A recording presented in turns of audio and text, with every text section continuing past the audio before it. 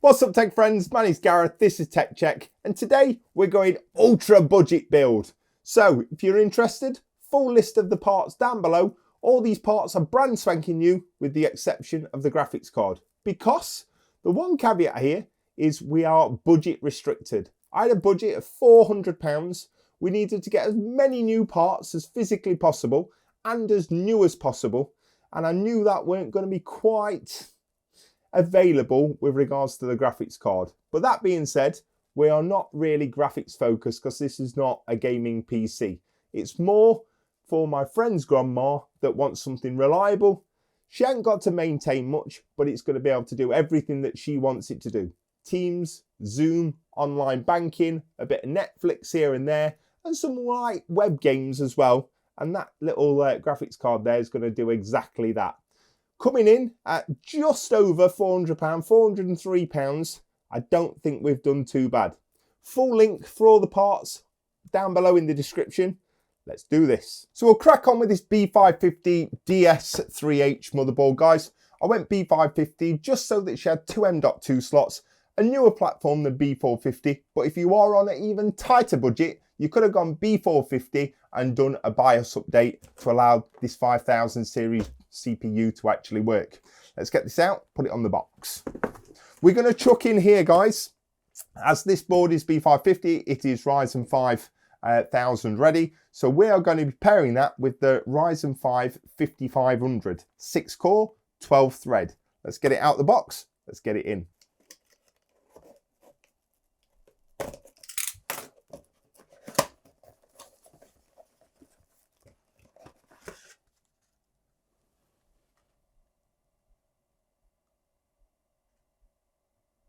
If we did want to go even more budget, we have gone for an external non-OEM CPU tower cooler, but the 5500 does come with one and would be absolutely ample cooling this, given the circumstances of the use case of this PC.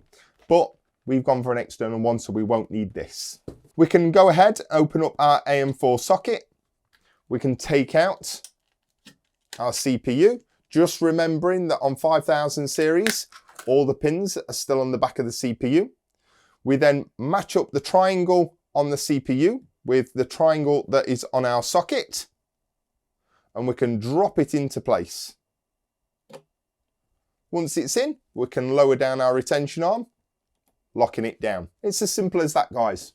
We're now going to move on to our Corsair RAM. This is Vengeance LPX. It's 16 gigabytes at 3200 megatransfers per second. Now we've got two sticks of RAM, guys. So as per this particular motherboard and most motherboards, they come in channels.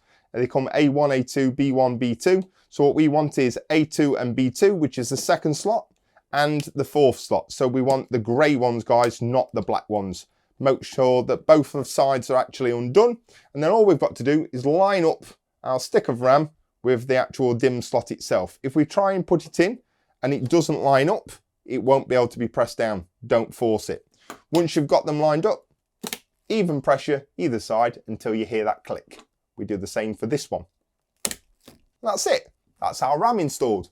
We'll now move on to our P3 Gen 3 NVMe drive. And again, even though it's not Gen 4, this board is compatible with Gen 4, we are going to put it on the top slot. We went for a 1 terabyte Gen 3 drive to give us a larger capacity, and it's much better having it as an NVMe than it would be for an external SSD connected via SATA.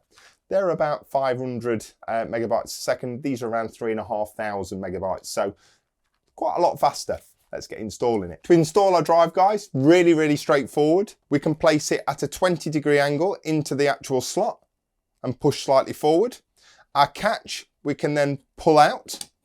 We can rest that onto our black standoff, and then we can replace that back down into place. And that is our NVMe nicely installed. And there we have it, guys. That took, with me talking, probably about 3 minutes. If I wasn't talking, you could probably do it in less than a couple of minutes. But all in all, that's our motherboard prep done for our CPU, RAM and NVMe. Let's move on to installing the CPU cooler. Onto our tower cooler, guys, and we've got a little bit OTT, primarily down to cost. I picked this up for £23. and I don't care what anybody says, fantastic cooler for £23, especially cooling this 5500 as well. It's going to have no problems whatsoever. Let's get doing it. First up, we're going to remove our standard AM4 brackets, just these 2 screws, and then we can remove these. I'd highly suggest keeping hold of these just in case you change your cooler or you want to sell your motherboard. We'll do the same for the bottom one. We want to take our little bag of goodies here and we'll open these up. We'll then take our 4 spacers, put 1 in each corner, and then our brackets can actually fit on. And we just want to make sure, guys, that these are orientated correctly. There we go. So that's nicely in place. We'll go ahead and apply some thermal paste. I'm going to use some MX4 just because it's already open.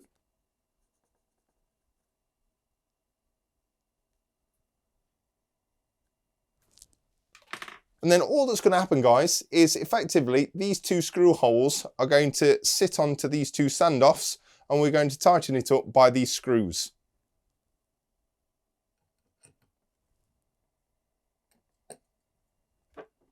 We can take our time here. We'll do a few turns one side and a few turns on the other. Next up is our fans, guys, and I like to put the one with the pigtail on this one. It's closer to the CPU fan header and it means we can hide the cables. 2 things to remember here. We want it as exhaust, so we want to put it on this side and we want to make sure the cable is coming out right at the bottom so we can hide it. So we'll place that in position, which is just there. We'll grab one of our fan clips. We'll put 1 in the actual top, 1 in the bottom, and then we'll pull that round and hook it onto the side of our fin stack. There we go. And we can do the exact same on this side. So hold it nicely in place, hook the top in, hook the bottom in, and then pull it all the way around. And that is our fan, nicely in with our cable coming out right at the bottom. We'll do the exact same on this side. Before I go ahead and do that though, I'm going to attach this 4-pin into our pigtail on our other fan, like so. And whilst I've got plenty of room, we'll actually connect this onto our CPU fan header, which is just here. The other important thing here, guys, is we also want to make sure that the cable is coming out at the bottom. We also want to make sure that this is not counteracting this particular fan, so we want it blowing or pulling air that way. So as you can see, we want the cage on this side at the bottom, and that means it's then pushing air from this side and pulling air through to the exhaust fan at the back of the case. So what we can do now is just go ahead, clip this on exactly like we did the other ones. Top and bottom, make sure we get it at the right height. There we go, and pull it round and clip it in place. And same with this side. Top and bottom, pull it round, lock it in place. And that, guys, was probably one of the easiest CPU towel coolers I've ever installed. Now, don't get me wrong, a little bit fiddly if you've not done it before, trying to hold the fan and get the clips in and everything else, but really, really straightforward, simple, just a pigtail, 2 120mm fans on our CPU fan header. We'll be able to control them in the actual BIOS in our fan curves and settings. So really, really easy, really straightforward, and don't look too bad aesthetically either. Let's get on to putting this in the actual case. In terms of case, guys, we have gone a little bit more than what we actually needed to. This is the Montech X3 and it comes with 6 RGB fans included. Let's get it open.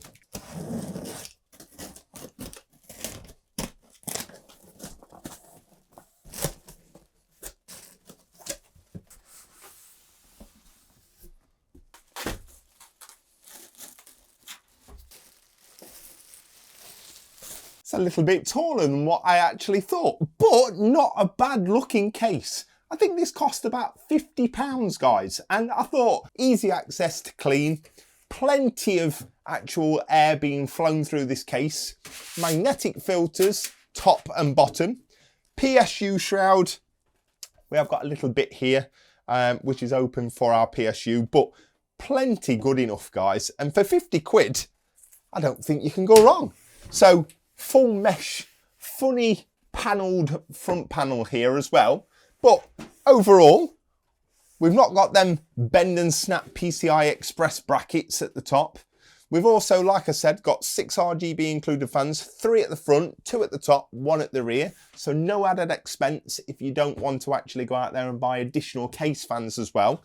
So overall, not too bad at all, but I'll give you my final impression right at the end, once we've actually built in it, in terms of cable management, what's it like to build in, etc, etc.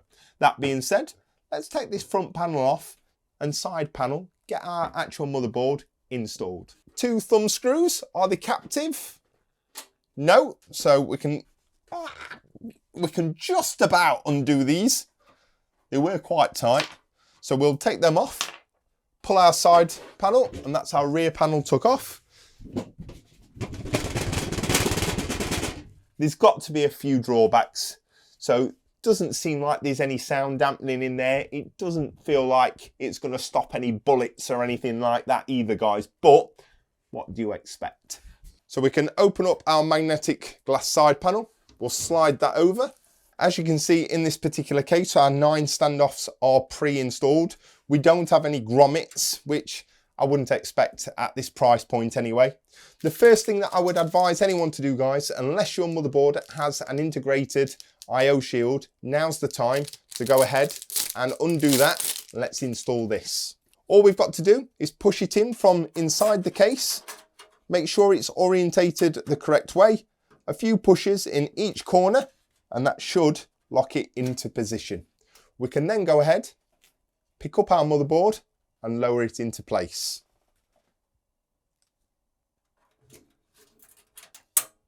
We can take our bag of goodies that Montech provided, and we want 9 of the motherboard screws.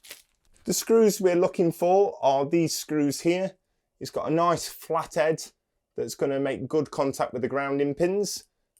What I would advise is a nice magnetic screwdriver, comes in really handy at this point. So just line it up, push it in, and then we can go ahead and tighten down all 9 screws. Don't forget, don't over tighten these screws. We don't want to crack any of the PCB on the motherboard. So the power supply of choice, guys, is this MSI Mag A550BN. It is a 550 watt power supply. It is 80 watt bronze certified, so you're not going to get the power efficiencies of your gold or platinum power supplies, but 120mm fan, 85% efficiency, decent parts, comes with a decent warranty, coming from a reputable brand as well. Let's get it installed, let's get it in there. Now this particular power supply, it isn't modular, guys. That's one of the downsides of having one. You're going to have all of the cables in the back of your actual computer. But with that being said, they are quite nice braided cables on some of these and all fully blacked out, none of that ketchup and mustard, and what you get on a lot of budget and low end actual PSUs. So as you can see, we've got our on and off switches, and that's about it. You've got a little bit of styling that will not look too bad through that particular hole there. The most important thing we've got to actually remember is when we're installing this, make sure that our fan is at the bottom so that we can either exhaust warm air or we can bring in cool air. Let's get it installed. We can move our front panel connectors just to one side. We can then go ahead and make sure our fan is facing downwards, like so. Lower it into position. We can then take the 4 PSU screws, and all we're going to quite simply do, guys, is line this up like so, and we're going to screw it down into position. What I would advise, again, don't make these mega tight to begin with, just until you've got all 4 screws in place, and then you can lock it down. Let's now pull all the cables that we're actually going to need through the relevant holes and make all the connections from the front audio cables and USB cables, all the way through to our power supply cables as well. So the first cable we're going to route is our CPU cable, and we want to make sure that that goes all the way up this right hand side and through this particular hole up here. The other thing to note here, guys, it's worth just taking a couple of minutes just to route these cables correctly, and that way you'll get a lot less clutter as well. Our 24 pin can go through our top hole up here. We do need actual Molex connection, which is going here. We've got our Molex connection, and all we're going to do is line that up and push that onto our other connections, and now we've powered all of our fans. Again, the excess can be pushed into the bottom of the case. Last but not least is our PCIe power cable for our graphics card. We're going to push that one through the bottom of the case. Let's start with our largest cable, which is our 24 pin cable. Once you've got it in, a firm push until you hear that click. And again, the excess can be pulled through to the back. We'll then get our USB 3 connected. We've got a little toggle or tab on this side. We can just line that up. Once you've got it lined up, firm push. We'll move on to our JFP1, which is our front panel connectors, guys. And what I would say is, if you're not quite sure what you're doing here, or you can't quite see what I'm doing, grab out your motherboard manual and it will give you a blown up version. Failing that, type in your motherboard name and model into Google, search details, and it will bring up actual images and you can follow along. Very, very straightforward. The HDD light's got a positive and negative. We can turn it upside down, and that goes on this bottom corner on the left hand side. Our power switch again has got a little arrow on the side indicating the positive. That goes on those first top two pins up here, like so. We should then have our reset button, which can go directly underneath. And I will say, there's plenty of room in this particular case, which is nice. And then we have our positive and negative power LED buttons. And I always find it easier to do these ones together, guys, and they go right next to the power switch on the top row. Just like that. And then all of our excess can be pulled through to the back. Whilst we're here, we can get our USB 2. You should be able to just connect that straight on, like so. And again, with the HD audio, this is the one that needs to be turned upside down, and it goes in this bottom corner just over there. Last but not least is our EPS 8-pin CPU power cable. And all we've got to do with this one, guys, is connect it from there into this particular cable down here. Make sure that you've got firm connections, guys. Nothing worse than thinking you've done everything and then you press the power switch and it don't actually work. Double check as you go. Looks quite unsightly at the minute, but we're going to pull all the excess of the cables through to the back of them, do a little bit of cable management, and then we're on to the best bit, which is the graphics card.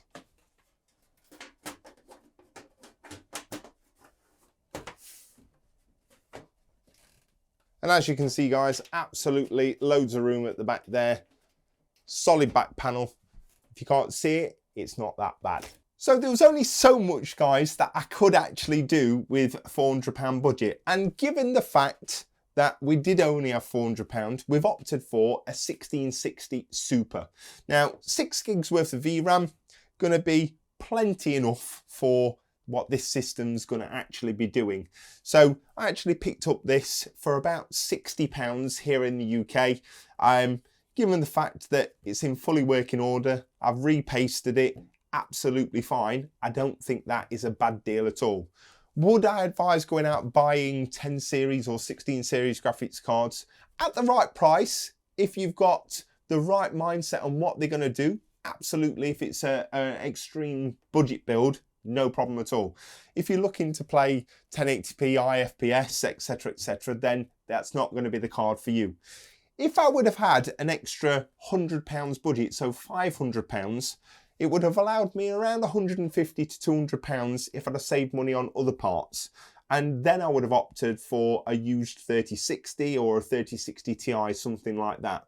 Or even potentially a brand new 3050. But I would have preferred to get a 3060 Ti, and I've seen quite a few at the minute for around 180 to 200 pounds. So that would have been my optimal choice with this particular CPU. Or if you're going AMD wise, then an RX 6600 would have been a good shout as well, especially on a budget build. That being said, let's get this installed.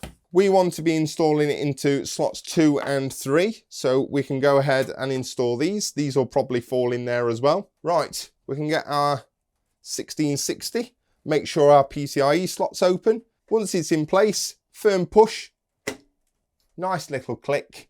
We can go ahead and connect our PCIe power cable. What we should really do, guys, is not use the pigtail. We should actually use the actual main connector, which is the 8-pin here. So we are going to go ahead and do that. Bend that around, make sure it goes all the way in.